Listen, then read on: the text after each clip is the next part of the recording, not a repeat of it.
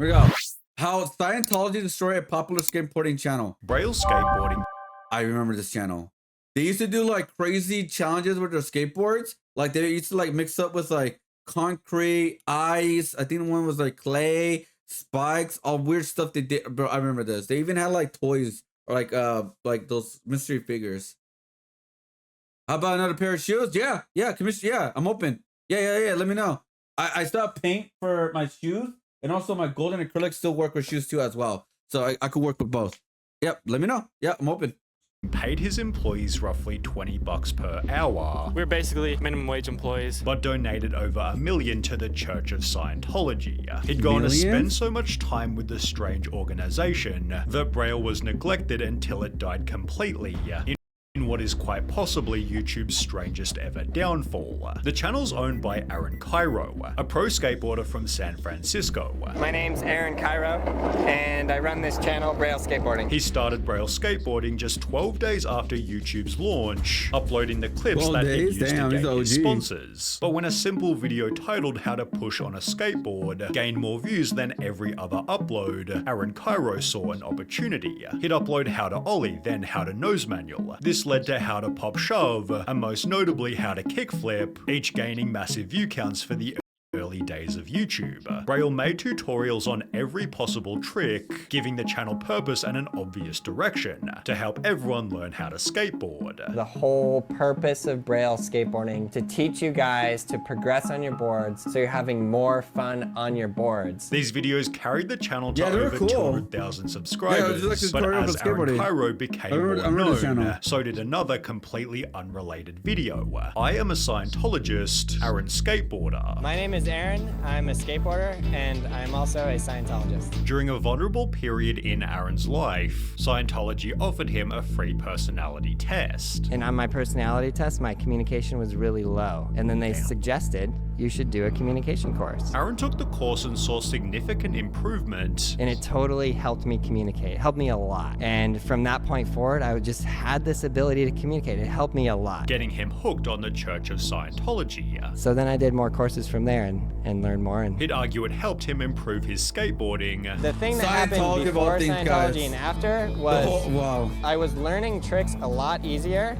Things were just coming to me a lot easier with less effort. And that Scientology gave him his career. And now I built an entire career on communicating. Yet all of his success could have easily been explained by simple repetition, practice, and week-on-week improvement. Between 2013 and 2014, he was uploading twice a day every day, which guaranteed improvement regardless of Scientology. We now have 400,000 subscribers. Yeah. It's a pretty big deal. With the channel growing rapidly, Aaron hired Lance Silber, who also happened to be a Scientologist himself. Bro, that's what I want to do for my channel, is like I want to upload at least once a day.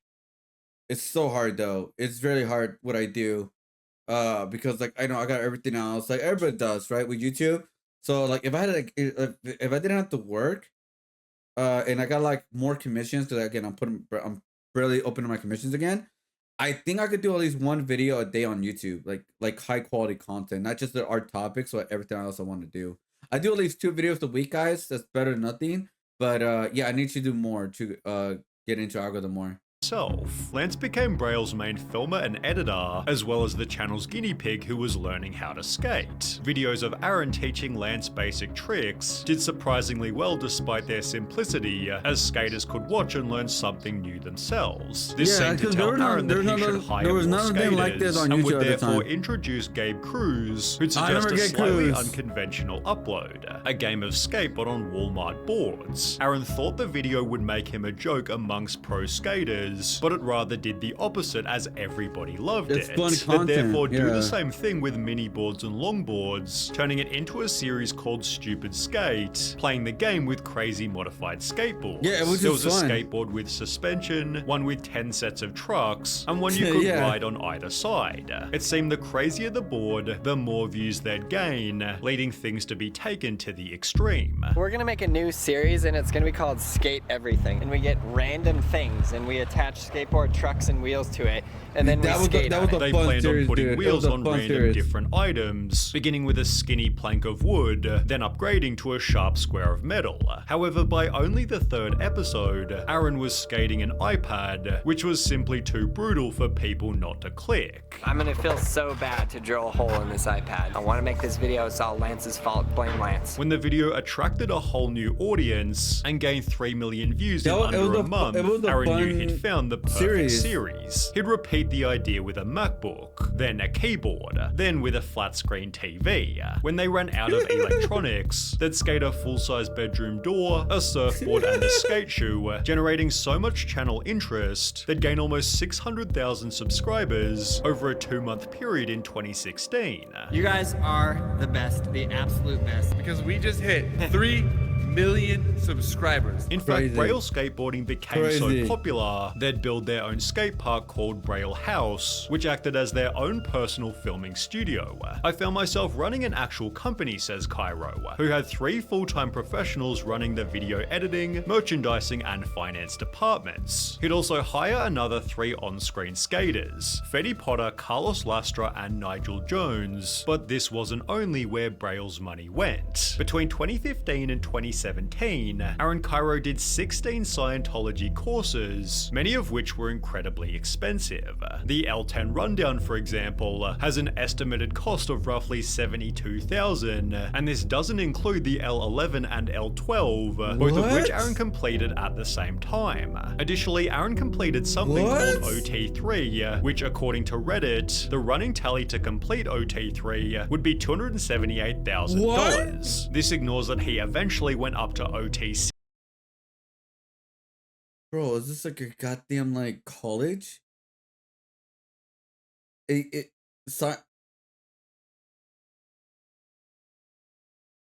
Presumably costing even more, yet Aaron believed that all of this was worth it. An article on his training wrote, L10 was a particularly revelatory experience for him. The gains and abilities are so high, I could not even dream they would be available. My space is so big and so clean, and my flows are wide open. I got rid of masses that had been in my space for trillions of years. I truly uncovered my basic goodness and rightness as a being. He's still having daily cognitions directly related to L10, and his online traction has seen a noticeable uptick, which to be fair was certainly true. The channel was gaining so many views, and all of the members were having so much fun, that the massive amounts being spent on Scientology simply weren't a major concern. They'd continue to ride different exotic skateboards, and allow the audience to send in their own, resulting in some of the channel's highest viewed videos. The Lego skateboard gained 8 million views, the heaviest skateboards gained 11 million, whilst the glass board with glass wheels gained 28 million views. But the trend of wacky skateboards was slowly getting stale. Viewers knew what to expect in every single upload, and after over 200 episodes, each variation was becoming less interesting.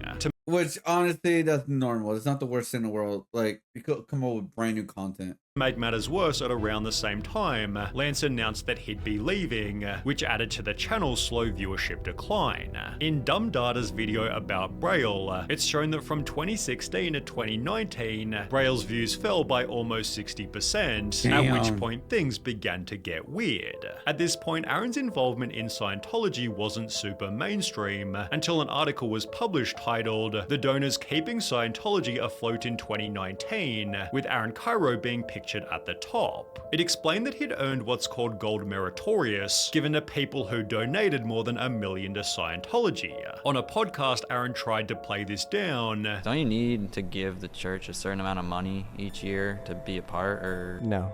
You don't have to give them any money? No. Courses cost a fee.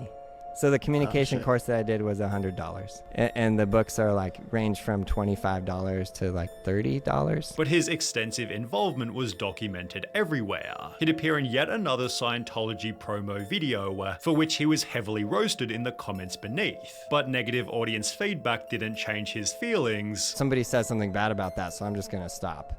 Like, no way. And to be honest, again at this point, his involvement in Scientology wasn't really hurting anyone. However, this was about to change. In January 2020, Braille uploaded a video titled "I Need Help," requesting that viewers donate to him to save his hometown skate park. Anything that you guys can give would be incredible. We're trying to raise $200,000. Anything that you can give would be so amazing. This led to videos such as Aaron Cairo gives Scientology $750,000, but begs fans for donations, whilst people on Reddit wrote, maybe just funnel the massive donations made to Scientology rather than using your viewer base of children to recreate your park. Comments read, did he have this much money when they had Carlos sleeping in the warehouse like a homeless person, leading people to make a realization? I heard that most of the profits of Braille go to donations to Scientology instead of to the skaters that make it what it is. The skaters were running all the brand deals whilst barely being paid. It's like you want us to be the face saying, hey, buy this product, do this thing. And then like we gain nothing from the brand deal. Like we have sponsors of our own as well. We have sponsors that conflict with this brand deal that you're gonna try to make us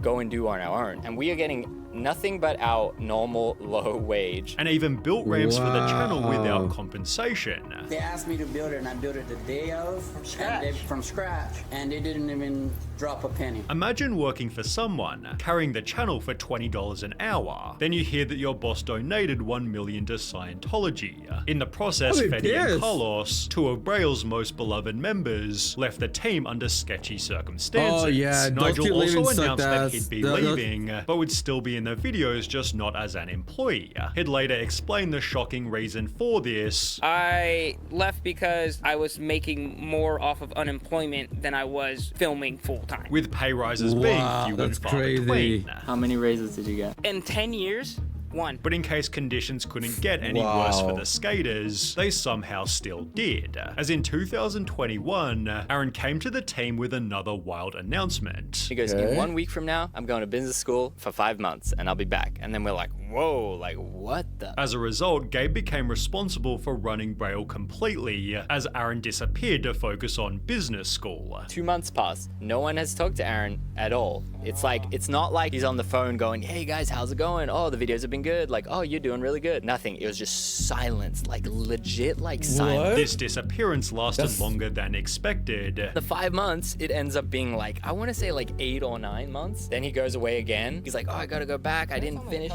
It was not long, and then he was gone for again, like I want to say like 4 or 5 months, maybe even more. Then he come back for like 1 week or something. Then he was gone again, and I want to say the total time was about like 2 years, I think. After 2 whole years of barely being on the channel, Aaron returned with a video titled "I'm Sorry," initially acknowledging his disappearance. I've been absent from the videos. I know you guys know that. I'm back. We're getting back on track. Before again claiming to be learning about business. I did take some time for myself, and I did learn as much as I could about business. However, conveniently upon his return, another video was gaining some traction. Aaron Cairo is the new leader of Scientology in San Francisco. Aaron had joined Scientology's executive team, as the time he'd supposedly spent in business school was actually him just— Bro, freaking Scientology is like one of the worst brainwashing, rotting content that you could listen to, dude.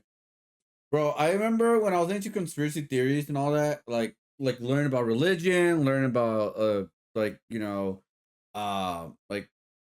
behind closed doors stuff, right? Like, you know, behind like the person behind the curtain kind of thing, the Big Brother kind of stuff. And I learned about Scientology, and I was like, I got interested in the beginning because they made it like I saw an animation of it. I was like, oh, okay, that's kind of cool. But then when they really start breaking it down on South Park, I was like, this is retarded. When I watched the South Park episode, I will play the clip in a little bit, but oh my God. All right.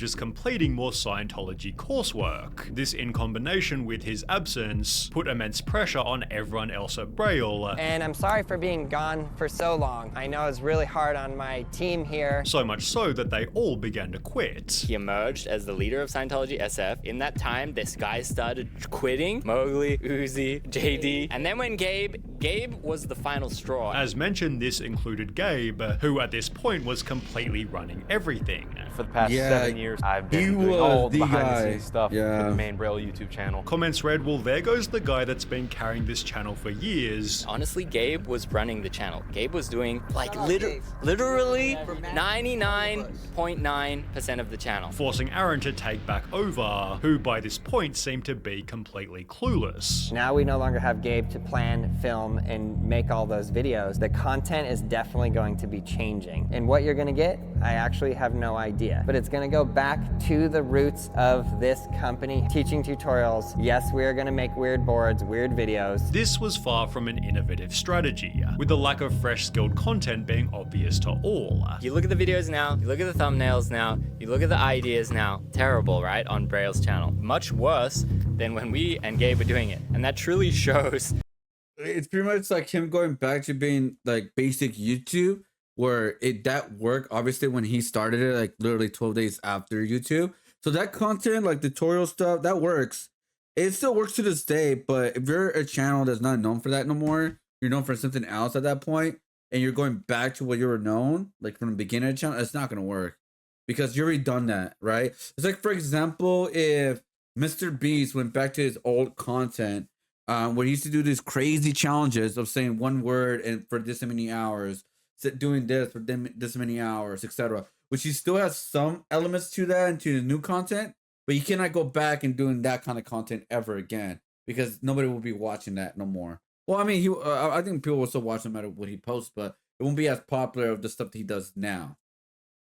How much work we were doing. This dropped the channel's views to just a couple mil per month, forcing Aaron to destroy their skate park. I was trying to negotiate with the landlords to get a break on the rent. This is a huge overhead. It's tons of money to have a warehouse, and we just could not come to an agreement. And then I got a letter from their lawyer that basically just said, you have got to be out by July 5th. Unsurprisingly, the audience offered no sympathy. That $750,000 you spent to go up in a spaceship to heaven could have been spent better, but in true Braille fashion, it was even worse than this. Ricky Glazer, one of the last remaining members, wasn't even told that the skate park was being destroyed. I knew Braille was struggling, but man, I didn't know the park was literally getting destroyed right now. No one told Rick anything. And it's like, man, I really would have loved to know that, get one last sesh. Like, I poured all this blood, sweat, and tears literally into that place. He was saddened by the sight of everything being discarded, which somehow offended Aaron to such an extent that Ricky was promptly fired. Braille Skateboarding and Aaron Cairo both blocked me, Ricky Glazer,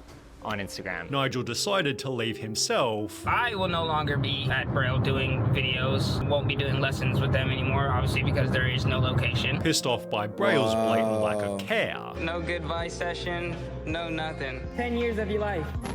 I haven't even gotten like a thank you for all of the years of dedicating myself to the channel. Aaron responded with a video of his own, claiming he tried to save the skate park. You guys must know that I did everything I could to save the Braille house. I literally took out a loan on my house. But with over 50,000 dislikes, it seems he missed the point completely. Yeah, Aaron, no one is worried about the warehouse. They're worried about the crew you ghosted. The crew, Womp womp, yeah. you screwed the crew, and that's who we cared about. He is legit more upset about what he did to the building than what he did to all of the people that made it what it was. Without a skate park or skate crew, the state of Braille is worse than ever. Aaron recently uploaded a video titled "Thank You," just reading positive comments from 1 year prior, seemingly to convince himself to keep uploading videos. I continue going because of comments like this. I absolutely love this. Braille's viewership has fallen to roughly 5K per upload. Fuck, dude. Only, bro, to millions of views, thousands of views, barely 3K views on a, what is it, 5 million subscriber channel? Every comment section is filled with negativity, which Aaron tries his hardest to defend himself against. Bro, I remember this channel, dude. I watched it. It was fun. It was a fun channel. I'm thankful to Braille for bringing me out of America. We have a lot of good times. It broke my heart for me to all go away. I truly appreciate all the viewers and skaters who supported and continue supporting me on my own, on my own channels. I still like to skate. We're like how Sunny can basically give me the complete story of a person I never heard of before. For those interested, the crew that left Braille formed their own skateboarding channel called The Boys. I just realized how much I generally miss the channel. I was like 15 years old, just getting into skateboarding, longboarding. I even had to push on vacations turn on. I never do that. 13-year-old me just shed a few tears.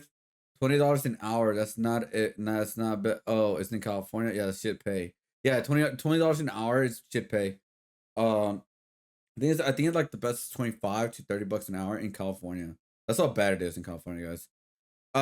You could tell me that he made the cult his priority. I watched Braille for 10 years. Aaron completely ruined it for his selfish cult. Like it's so bad, dude. Watch, check this out. South Park Scientology, bro. Like this is like, because again, I was just a kid learning about all of this, right? I wasn't like into Scientology. I was just more of like I was curious about it, right? Because I was learning about conspiracy theories at that time. I was watching a bunch of their documentaries and all that kind of stuff. But yeah, check this out. It's only 20 seconds, like 25 seconds. Usually to hear the secret doctrine, you have to be in the church for several years, Stan. Are you ready to hear the truth? I guess. You see, Stan, there is a reason for people feeling sad and depressed. An alien reason. It all began 75 million years ago. Back then, there was a galactic federation of planets, which was ruled over by the evil Lord Xenu. We're gonna go too deep into it, but yeah, there you go. There you go. The joke is that it's not a joke. Yeah, it's actually not a joke.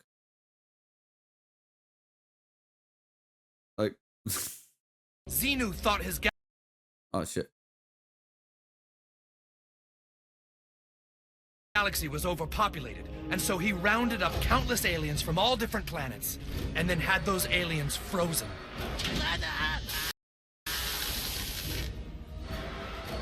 This is what Scientologists actually believe. The frozen alien bodies were loaded onto Xenu's galactic cruisers, which looked like DC-8s, except with rocket engines. The cruisers then took the frozen alien bodies to our planet, Earth, and dumped them into the volcanoes of Hawaii.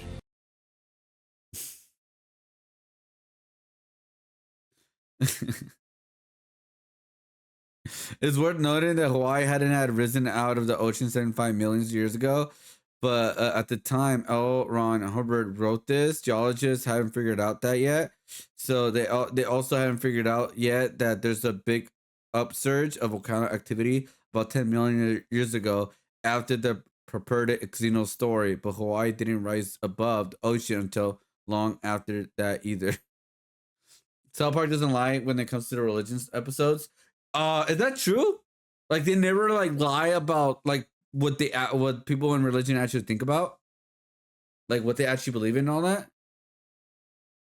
I didn't know that. Anyways, yeah, Scientology is stupid.